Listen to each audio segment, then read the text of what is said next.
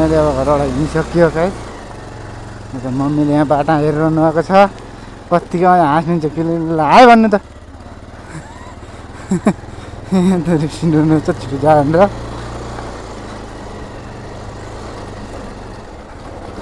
त्यो चाहिँ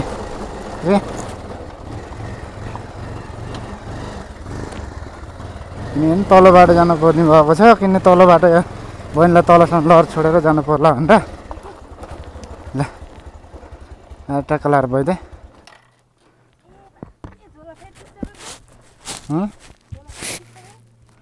के अरे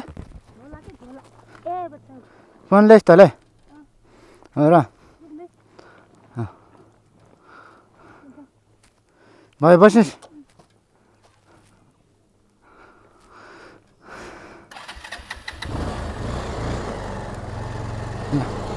फाइनली अब घरबाट हिँडियो है। कल आएर अब अप्रोलको बाटो यस्तै छ।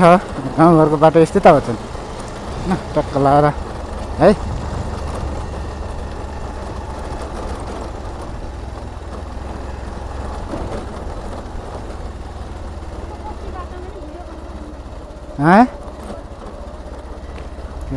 त्यही त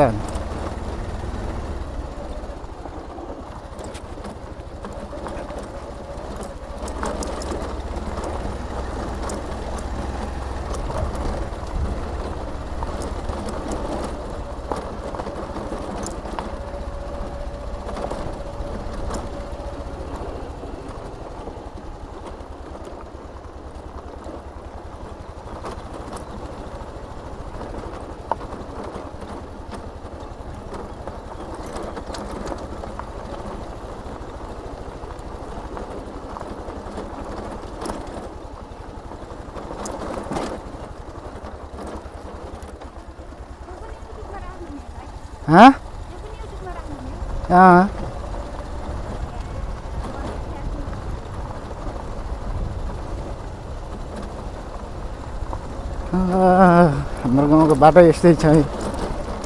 कटर कटर कटर कटर खुल्टा खुल्टी।